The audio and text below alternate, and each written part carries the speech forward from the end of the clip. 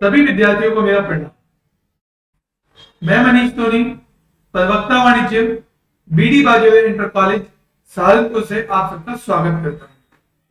आज हम कक्षा 12 के विषय व्यापारिक संगठन एवं पत्रव्यवहार का प्रतिलिपिकरण का चैप्टर पढ़ेंगे। तो आइए बच्चों शुरुआत करते हैं। सबसे पहले बच्चों हम जानेंगे कि इस चैप्टर में हम क्या क्या पढ़ने वाले हैं। बच्चों सबसे पहले हम पढ़ेंगे प्रतिलिपिकरण का क्या अर्थ होता है, उसके बाद प्रतिलिपिकरण के क्या उद्देश्य हैं, यानी प्रतिलिपिकरण क्यों किया जाता है, आदर्श प्रतिलिपिकरण में क्या गुण होने चाहिए, और अंत में प्रतिलिपिकरण की मुख्य विधियां कौन कौन सी हैं, उन सब के बारे में हम बच्चों बात करेंगे, उन सब के बारे में हम डिस्कस करेंगे। सबसे पहले बच्चों हम देखते हैं कि आप पहले से क्या जानते हैं। बच्चों आप जानते हैं व्यापारिक कार्यालय किसे कहते हैं। बच्चों व्यापारिक कार्यालय किसी भी व्यापार का एक महत्वपूर्ण स्थान होता है। बच्चों यह वह स्थान होता है जहां पर व्यापार से संबंधित समस्त महत्वपूर्ण लेख एवं प्रलेख रखे जाते हैं। बच्चों यह वह स्थान होता है जहां से व्यापार की नीतियां बनाई जाती हैं और यहीं से व्यापार की नीतियों का क्रियान्वयन किया जाता है। व्यापार से संबंधित हर प्रकार का पत्राचार व्यापारिक कार्यालय से ही किया जाता है। इसके बाद बच्चों ने पढ़ा व्यापारिक कार्यालय में कौन कौन से विभाग होते हैं। बच्चों प्रत्येक व्यापारिक कार्यालय में क्रय विभाग, विक्रय विभाग, रोकड़ विभाग, लेखा विभाग, अंकेक्षण विभाग, पत्राचार विभाग इत्यादि विभिन्न विभाग होते हैं। इसके बाद बच्चों ने पढ़ा है कि व्यापार में जो पत्र आते हैं उनके संबंध में हम क्या कार्रवाई करते हैं, और व्यापार से जो बाहर पत्र जाते हैं उनके संबंध में हम क्या कार्रवाई करते हैं। तो आइए बच्चों इसके बाद हम शुरुआत करते हैं कि प्रतिलिपिकरण क्या होता है। बच्चों आप सब जानते हैं कि व्यापार में प्रतिदिन अनेक पत्र आते हैं और व्यापार से बाहर अनेक पत्र जाते हैं। बच्चों जितने भी पत्र व्यापार में आते हैं ये तो व्यापार में सुरक्षित रहते हैं। हमें जब कभी भी आवश्यकता पड़े हम उन पत्रों को इस्तेमाल कर सकते हैं और उनका प्रयोग कर सकते हैं। बच्चों लेकिन जितने भी पत्र व्यापार से बाहर जाते हैं भविष्य में हमें उनकी भी आवश्यकता पड़ सकती है। बच्चों हम क्या करते हैं कि जितने भी पत्र व्यापार से बाहर जा रहे हैं उनकी प्रतिलिपि को व्यापार में सुरक्षित रख लेते हैं। ठीक है बच्चों, जितने भी पत्र व्यापार से बाहर जा रहे हैं हम उन पत्रों की प्रतिलिपि को, उन पत्रों की नकल को व्यापार में सुरक्षित रख लेते हैं, जिससे भविष्य में जब कभी भी हमें आवश्यकता हो हम उन प्रतिलिपि का प्रयोग कर पाए। तो बच्चों इस प्रकार से व्यापार से बाहर जाने वाले पत्रों की प्रतिलिपि को व्यापार में सुरक्षित करने को प्रतिलिपिकरण कहते हैं।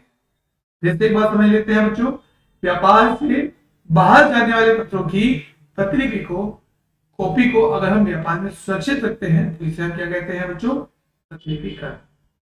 इसके बाद बच्चों हम देखते हैं कि प्रतिलिपिकरण के क्या उद्देश्य हैं एवं इसके क्या लाभ हैं, यानी कि प्रतिलिपिकरण क्यों किया जाता है।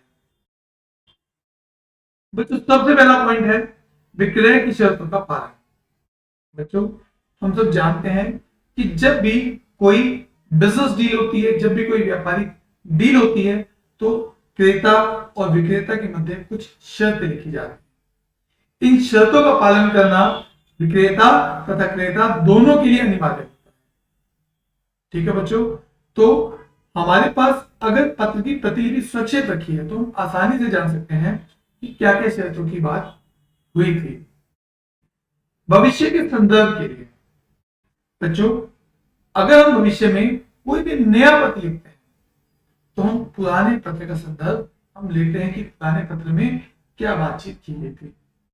बच्चों भविष्य के लिए, भविष्य के संदर्भ के लिए भी हम अपने मूल पत्र की प्रतिलिपि को अपने व्यापार में सुरक्षित रखते हैं। मतभेद होने पर बच्चों कई बार क्रेताओं और विक्रेताओं के मध्य कुछ बातों को लेकर मतभेद हो जाते हैं। उदाहरण के लिए बच्चों क्रेता और विक्रेता के मध्य माल के मूल्य को लेकर मतभेद होते हैं। बच्चों इस बात का या इस मतभेद का निपटारा कैसे किया जाए। अगर विक्रेता के पास क्रेता को भेजे गए पत्र की प्रतिलिपि सुरक्षित है तो बच्चों उस पत्र को दिखाकर, उस प्रतिलिपि को दिखाकर उस मतभेद का निपटारा कर सकता है।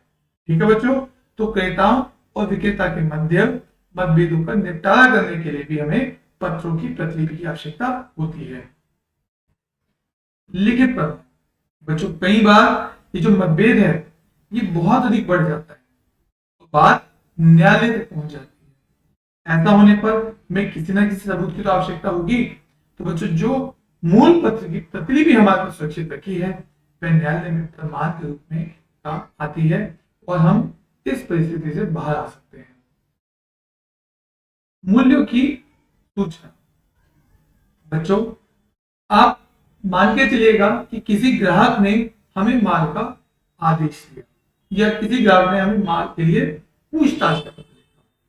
अब बच्चों हम उसके पूछताछ के पत्र के उत्तर में उसको माल के मूल्य की सूचना देंगे। हम उसे बताएंगे हमारे पास क्या क्या माल है और उनका मूल्य क्या है। उसके बाद ग्राहक से हमें माल का आदेश प्राप्त होगा और माल का आदेश प्राप्त होने के बाद हम ग्राहक को माल भेजेंगे और साथ के साथ हम उसे बिल बनाकर भेजेंगे कि इस माल का कुल मूल्य कितने रुपए का है।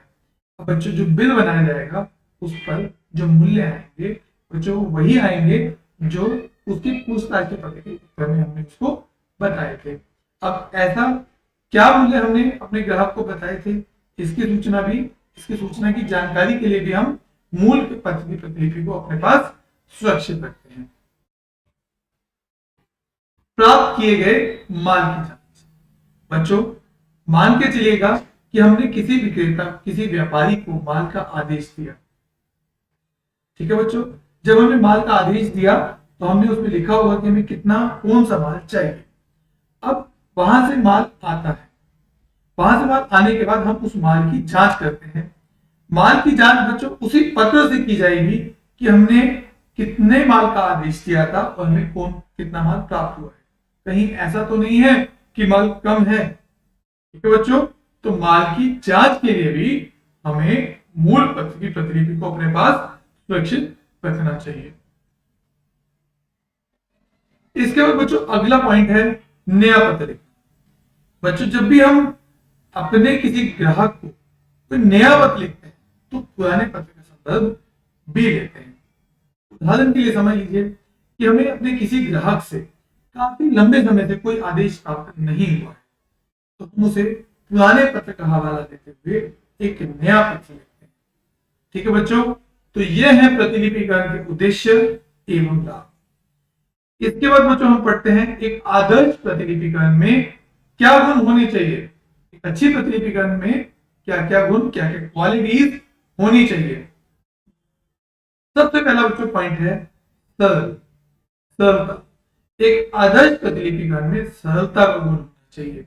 यानी हमें किसी भी पत्र की अगर कॉपी करनी है, किसी भी पत्र की प्रतिलिपि लेनी है तो बच्चों को आसानी से निकाली जा सके, उसमें किसी भी प्रकार की कोई दिक्कत परेशानी ना आए, हमारी जो प्रतिलिपि हो वह स्वच्छ एवं स्पष्ट हो।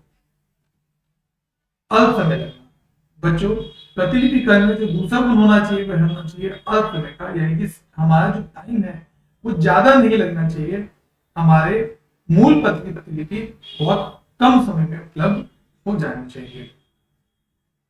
मितव्ययिता, एक पत्र की प्रतिलिपि लेना हमें सस्ता पड़ना चाहिए, महंगा नहीं पड़ना चाहिए। सत्य प्रतिलिपि बच्चों, जो भी हम पत्र की प्रतिलिपि ले रहे हैं वह बच्चों बिल्कुल स्वच्छ होनी चाहिए, स्पष्ट होनी चाहिए और मूल पत्र की एक रूप होनी चाहिए बच्चों, क्योंकि अगर पत्र की प्रतिलिपि बिल्कुल मूल पत्र की एक रूप होगी तभी वह न्यायालय में मान्य होगी। ठीक है बच्चों, तो एक अच्छी प्रतिलिपिकरण के द्वारा ली गई प्रति बिल्कुल स्पष्ट एवं मूल पत्र की हूबहू कॉपी होनी चाहिए। गोपनीयता बच्चों, एक अच्छी प्रतिलिपिकरण में गोपनीयता का गुण होना चाहिए कि हमारे व्यापार की गोपनीय बातें बाहर ना जाए। ठीक है बच्चों, इसके बाद बच्चों हम देखते हैं प्रतिलिपिकरण की मुख्य विधियां क्या क्या है। तो बच्चों प्रतिलिपिकरण की मुख्य विधियां है हाथ द्वारा प्रतिलिपि, दाब यंत्र द्वारा प्रतिलिपि, कार्बन द्वारा प्रतिलिपि, रोटरी मशीन द्वारा प्रतिलिपि और अंत में फोटोस्टेट द्वारा प्रतिलिपि। इन पांचों विधियों को बच्चों हम एक एक करके पढ़ेंगे। तो आइए बच्चों शुरुआत करते हैं। बच्चों सबसे पहला तरीका है प्रतिलिपि लेने का हाथ द्वारा प्रतिलिपि। बच्चों यह एक बहुत ही पुराना और एक सस्ता तरीका है। बच्चों जब प्रतिलिपि लेने की आज की विधियां उपलब्ध नहीं थी तो बच्चों हाथ द्वारा प्रतिलिपि लेना उस समय चला करता था। यानी कि पुराने समय में जो प्रतिलिपि ली जाती थी वो हाथ द्वारा ली जाती थी। इसका मतलब क्या हुआ बच्चों, इसके बारे में बताता हूं कि जो मूल पत्र होता है उसको देखकर हम बिल्कुल उसकी हूबहू एक और कॉपी अपने हाथ से लिखते चले जाते हैं। ठीक है बच्चों, फिर से समझ लीजिएगा। मूल पत्र को देखकर एक और प्रतिलिपि हम लिखते चले जाते हैं। ठीक है, तो बच्चों यह बहुत ही पुराना तरीका है। इस तरीके से प्रतिलिपि लेने में बहुत अधिक समय और बहुत अधिक श्रम लगता है। तो बच्चों कई बार इस बात का भी डर बना रहता है कि कोई बात प्रतिलिपि में छूट ना जाए। आज के समय में बच्चों इस तरीके का इस्तेमाल लगभग लगभग ना के बराबर होता है। आज के डेट में बहुत छोटे व्यापारी इस तरीके का प्रयोग करते हैं। इसका मुख्य कारण बच्चों मैंने अभी आपको बताया कि हाथ द्वारा प्रतिलिपि लेने में बहुत अधिक समय लगता है। अगर हमें ज्यादा कॉपीज लेनी हो तो डेफिनेटली हम इस मेथड का प्रयोग नहीं करेंगे। इसके बाद बच्चों दूसरा तरीका आता है दाब यंत्र द्वारा प्रतिलिपि। बच्चों यह भी बच्चों यह एक पुराना और बच्चों बहुत ही घटिया किस्म का तरीका है। यानी आज के समय में बच्चों इस तरीके का हम इस्तेमाल नहीं करते। फिर भी बच्चों हम देखते हैं कि हम दाब यंत्र के द्वारा प्रतिलिपि कैसे लेते हैं। बच्चों जैसा कि आपको चित्र में दिखाई दे रहा होगा कि दाब यंत्र में लोहे के दो मोटे मोटे पार्ट लगे होते हैं। इसके बीच में कागजों को दबा कर रखा है। ठीक है बच्चों, दाब यंत्र में लोहे के दो मोटे मोटे पार्ट लगे होते हैं जिसके बीच में कागज को दबा के रखा जाता है और यहां से बच्चों प्रतिलिपि ली जाती है। इसके ऊपर एक चूड़ीदार हत्था लगा होता है जिसको हम लेफ्ट हैंड साइड घुमाकर उठा सकते हैं और राइट हैंड साइड घुमाकर इसको बच्चों नीचे की तरफ लेके आ सकते हैं। तो इस हत्थे का प्रयोग इस पार्ट को ऊपर और नीचे करने के लिए किया जाता है। आइए बच्चों इसके बाद देखते हैं कि दाब यंत्र द्वारा प्रतिलिपि हम कैसे लेते हैं। बच्चों दाब यंत्र द्वारा हम हाथ से लिखे गए पत्र की प्रतिलिपि ले सकते हैं और टाइप किए गए पत्र की भी प्रतिलिपि ले सकते हैं। दोनों को बच्चों एक एक करके हम जानेंगे। सबसे पहले बच्चों हम देखते हैं कि हाथ से लिखे गए पत्र की प्रतिलिपि हम कैसे लेते हैं। बच्चों सबसे पहले हम मूल पत्र को कॉपिंग स्याही से लिखते हैं। ठीक है बच्चों, जो मूल पत्र है सबसे पहले हम उसको कॉपिंग स्याही से लिखते हैं। अब मान लो आपको रजिस्टर के 25वें पृष्ठ पर नकल लेनी है, तो सबसे पहले रजिस्टर का 25वां पृष्ठ निकालकर उसको 24वें पृष्ठ की पीठ पर एक तेल पत्र रख देते हैं। ठीक है बच्चों, मान लीजिए आपको 25वें पृष्ठ पर नकल लेनी है तो आप रजिस्टर का 25वां पृष्ठ निकालकर उसको 24वें पृष्ठ की पीठ पर एक तेल पत्र रख देते हैं और फिर 25वें पृष्ठ को ब्रश से थोड़ा थोड़ा गीला करते हैं और बाद में स्याही सोख रख देते हैं तथा एक तेल पत्र को 25वें पृष्ठ के बाद ऊपर रख देते हैं। अब स्याही सोख का बच्चों अभिप्राय यह है कि आवश्यक नमी को सोख लेता है और तेल पत्र रखने का अभिप्राय यह है कि दूसरे पृष्ठ को खराब नहीं होने देता। ठीक है बच्चों, अब रजिस्टर को 1 मिनट के लिए दाब यंत्र में रख देते हैं। ठीक है बच्चों, मैं आपको एक बार पिक्चर दिखाता हूं कि दाब यंत्र है, यहां पर हम बच्चों रजिस्टर को दबाकर रख देते हैं। उसके बाद स्याही सोख निकालकर उसके साथ मूल पत्र रखकर 1 मिनट के लिए दाब यंत्र को फिर से कस देते हैं। इसके बाद बच्चों हमारी प्रतिलिपि तैयार हो जाती है। लेकिन बच्चों जो प्रतिलिपि आई है वह उल्टी आई है और अगर हम इसको दूसरी साइड से पढ़ें तो हमको प्रतिलिपि बच्चों साफ नजर आएगी। अब इसका जो मुख्य कारण है वह है बच्चों कागज का। तो बच्चों इस तरीके से हम हाथ से लिखे गए पत्र की प्रतिलिपि ले सकते हैं। इसके बाद बच्चों हम देखते हैं कि टाइप किए हुए पत्र की प्रतिलिपि हम कैसे ले सकते हैं। बच्चों जैसे हमने हाथ हाथ वाले पत्र की दाब यंत्र से प्रतिलिपि ली है, उसी तरह से टाइप किए गए पत्र की प्रतिलिपि भी ले सकते हैं।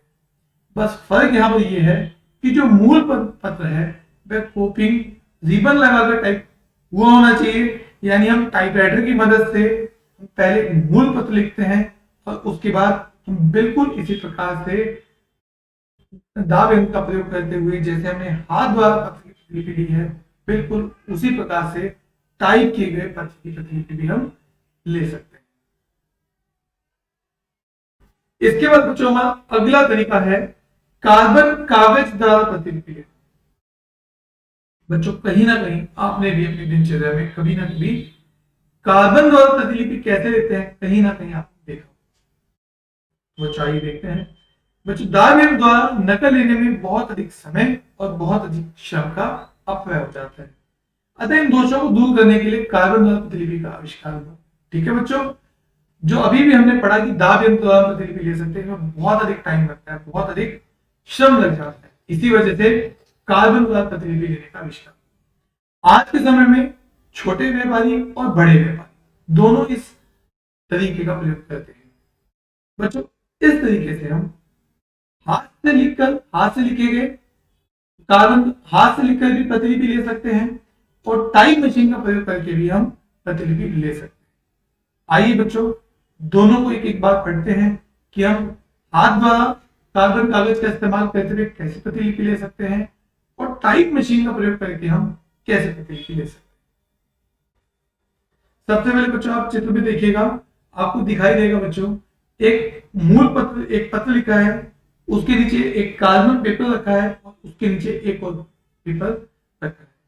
तो बच्चों अगर हम कार्बन कागज की तरफ द्वारा प्रतिलिपि लेना चाहते हैं तो सबसे पहले हम एक पत्र लिखते हैं, उसके नीचे हम कार्बन पेपर रखते हैं और ये बच्चों जो कार्बन पेपर है ये नीचे की तरफ नीले या काले आकार का होता है और उसके नीचे एक और। इसके बाद बच्चों हम ऊपर वाले पत्र पर पेन या पेंसिल की सहायता से जो लिखते चले जाते हैं वह नीचे वाले पत्र पर लिखा चला जाता है। बच्चों कार्बन द्वारा जो हम प्रतिलिपि लेते हैं वह बिल्कुल मूल पत्र की हूबहू कॉपी होती है। ठीक है बच्चों, तो फिर से आप देख लीजिएगा कि यहाँ पर हमने प्लेन पेपर रखा, यहाँ पर हमने कार्बन कॉपी रखी, कार्बन पेपर रखा और यहाँ पर हमने एक और पेपर रखा। जो भी हम मूल पत्र, जो ऊपर वाले पत्र पर हम जो जो लिखेंगे वह कार्बन कागज की सहायता से नीचे वाले पत्र पर अपने आप छपता चला जाएगा।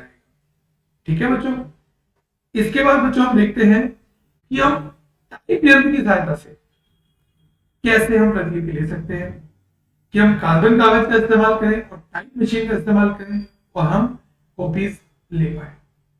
बच्चों अभी भी हमने पढ़ा कि हम हाथ द्वारा प्रतिलिपि ले सकते हैं, लेकिन बच्चों अगर हमें ज्यादा प्रतिलिपि लेनी हो तो हम टाइप मशीन का प्रयोग करते हैं, कि हमको अगर एक आध प्रतिलिपि लेनी है तो हम हाथ द्वारा प्रतिलिपि लेते हैं, लेकिन अगर ज्यादा प्रतिलिपि लेनी हो तो हम टाइप मशीन का प्रयोग करते हैं।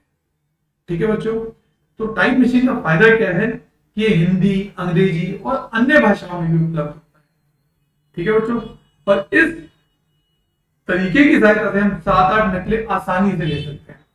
बच्चों अगर हमें टाइप मशीन की सहायता से अगर नकल लेनी हो तो यहाँ पर एक रिबन लगा होता है, यहाँ पर हम मूल पत्र लगाते हैं, उसके नीचे कार्बन पेपर लगाते हैं और उसके बाद उतने पत्र लगा देते हैं जितने पत्रों पर हमें, जितने कागजों पर हमें प्रतिलिपि लेनी है।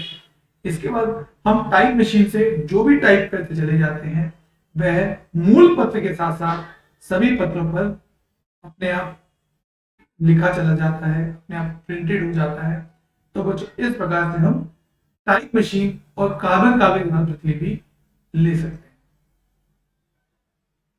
इसके बाद बच्चों अगला तरीका आता है रोटरी मशीन द्वारा प्रतिलिपि लेना। बच्चों यदि हमें किसी पत्र की अधिक प्रतिलिपि लेनी हो तो हम रोटरी मशीन द्वारा प्रतिलिपि ले सकते हैं। बच्चों रोटरी शब्द का जन्म रोटेट शब्द से हुआ। रोटेट का मतलब होता है बच्चों घूमना। यहाँ पर बच्चे देख पा रहे होंगे चित्र में 2 बेलन लगे हुए हैं और यहाँ एक हत्था लगा हुआ है। जैसे हम हत्थे को घुमाते हैं और ये बच्चे बेलन घूमते हैं, ये दोनों बेलन आपस में घूमते हैं और इन बेलनों का प्रयोग बच्चों प्रतिलिपि लेने के लिए किया जाता है। अगर हमें अधिक प्रतिलिपि लेनी हो तो हम इस रोटरी मशीन का इस्तेमाल करते हैं। आइए बच्चों देखते हैं कि हम इस रोटरी मशीन का प्रयोग प्रतिलिपि लेने के लिए कैसे कर सकते हैं। बच्चों हमें जिस पत्र की प्रतिलिपि लेनी होती है सबसे पहले उसे एक विशेष प्रकार की स्लाइड से लिखते हैं, तत्पश्चात इसे मशीन की तख्ती पर रख देते हैं और फिर बच्चों जैसे ही मशीन का हत्था घुमाते हैं वैसे ही कागज एक के बाद मशीन के बीच में लगे दो बेलों के बीच में से। एक बार मैं आपको दिखा देता हूं कि बच्चों यहाँ पे एक तख्ती रखी होती है, यहाँ पर जैसे ही बच्चों हत्था घुमाते हैं पत्र एक के बाद ये बेलन के बीच में से निकलने लगते हैं। बच्चों नकल उतारने के लिए एक पत्र बेलन पर लिपटा होता है जिसके संपर्क में आते ही मूल पत्र की प्रतिलिपि दूसरे कागज पर। ठीक है बच्चों, जैसे ही मशीन और ये बच्चों इसके बाद मशीन के दूसरी ओर एक ट्रे रखी होती है जिसके ऊपर प्रतिलिपियां छप कर इकट्ठी होती रहती है। बच्चों यह पद्धति उन संस्थाओं के लिए अच्छी है जहां पर प्रतिदिन अनेक पत्रों की प्रतिलिपि हमें लेनी होती है, वहां पर हम रोटरी मशीन का इस्तेमाल करते हैं। इसके बाद बच्चों हमारे पास आखिरी तरीका है फोटोस्टेट द्वारा प्रतिलिपि लेना। बच्चों आज के समय में ये बहुत ही अधिक प्रचलित तरीका है। आपने भी बच्चों कहीं ना कहीं इस फोटोस्टेट मशीन का प्रयोग जरूर किया होगा। इस मशीन की सहायता से आपने भी कुछ पत्रों की प्रतिलिपि जरूर निकलवाई। ठीक है बच्चों, तो बच्चों अगर हमें अपने पत्रों की स्वच्छ प्रतिलिपि लेनी है और हमें फटाफट कोई प्रतिलिपि निकालनी है, उसका जो तरीका है, जो बेस्ट तरीका है वह है फोटोस्टेट मशीन। बच्चों इस तरीके से हम बिना कोई भी समय गंवाए किसी भी पत्र या चित्र की हूबहू कॉपी प्राप्त कर सकते हैं। केवल बच्चों मशीन को स्टार्ट करने वाला बटन दबाने और कितनी हमें कॉपी चाहिए उसका बटन दबाने से हम उतनी कॉपी प्राप्त कर सकते हैं जितनी हमें चाहिए। ठीक है बच्चों, जैसे आप समझ लीजिएगा इसके ऊपर एक बटन लगा होता है और साथ में एक और बटन होता है जिसपे लिखा होता है कि हमें कितनी कॉपी चाहिए। जैसे ही हम बटन दबाते हैं बच्चों हमें जितनी प्रतिलिपि चाहिए उतनी फटाफट से निकल आती है, कोई समय वेस्ट नहीं होता और ये जो प्रतिलिपि होती है ये स्वच्छ होती है, स्पष्ट होती है और बिल्कुल मूल पत्र की बिल्कुल हूबहू होती है। ठीक है बच्चों, इस तरीके का एक और बच्चों फायदा क्या है कि बच्चों जो भी हम प्रतिलिपि देते हैं उसके साइज को हम छोटा और बड़ा अपनी आवश्यकता के अनुसार कर सकते हैं। आज के समय में बच्चों चाहे छोटे कागज हो चाहे बड़े कागज हो, वहां पर बच्चों फोटोस्टेट मशीन का इस्तेमाल किया जाता है। इसका मुख्य कारण जो भी प्रतिलिपि हम लेते हैं वह बच्चों स्वच्छ होती है, स्पष्ट होती है और मूल पत्र की बिल्कुल हूबहू होती है। इसके साथ साथ बच्चों ये बहुत ही मितव्ययी तरीका है प्रतिलिपि लेने का। इसके बाद बच्चों हमने सभी मेथड्स के बारे में पढ़ा, सभी पद्धतियों के बारे में पढ़ा। अब ये जानना आवश्यक हो जाता है कि इन सब में से कौन सी पद्धति अच्छी है, कौन सी विधि का बच्चों हमें इस्तेमाल करना चाहिए। बच्चों जहां तक सर्वश्रेष्ठ विधि की बात है हम किसी भी विधि को सर्वश्रेष्ठ नहीं कह सकते। कारण क्या है कि इन सभी विधियों के अपने अलग गुण व दोष है।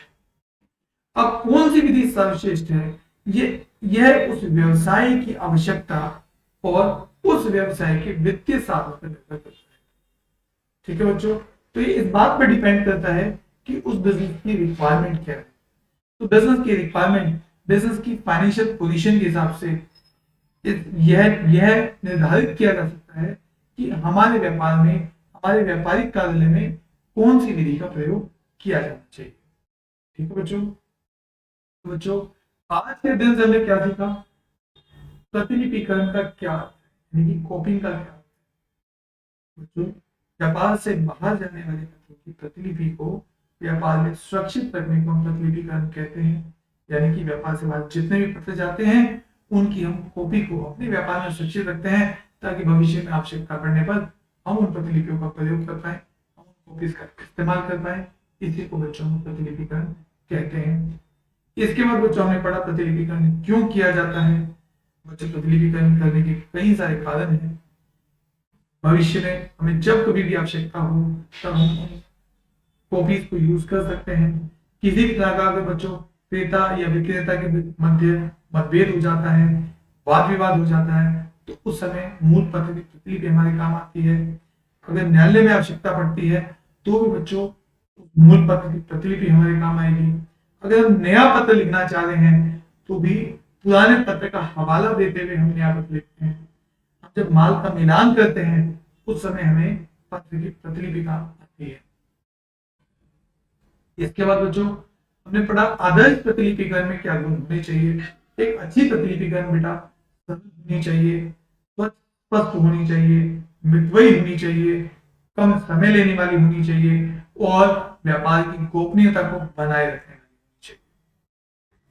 इसके बाद बच्चों हमने प्रतिलिपिकरण की विभिन्न विधियां जैसे कि हाथ द्वारा प्रतिलिपि, कार्बन द्वारा प्रतिलिपि, फोटोस्टेट द्वारा प्रतिलिपि, रोटरी मशीन द्वारा प्रतिलिपि और दाब यंत्र द्वारा हम प्रतिलिपि कैसे लेते हैं, इन सब के बारे में बच्चों जानकारी ली। इसके बाद बच्चों आज का गृह कार्य यानी आज के महत्वपूर्ण क्वेश्चन क्या क्या है, इन सब के बारे में देखते हैं। तो बच्चों सबसे पहला प्रश्न है प्रतिलिपिकरण का क्या अर्थ है। अगला बच्चों प्रश्न है प्रतिलिपिकरण के क्या उद्देश्य हैं। तीसरा बच्चों हमारा प्रश्न है एक अच्छी प्रतिलिपिकरण में, एक आदर्श प्रतिलिपिकरण में क्या क्या गुण होने चाहिए।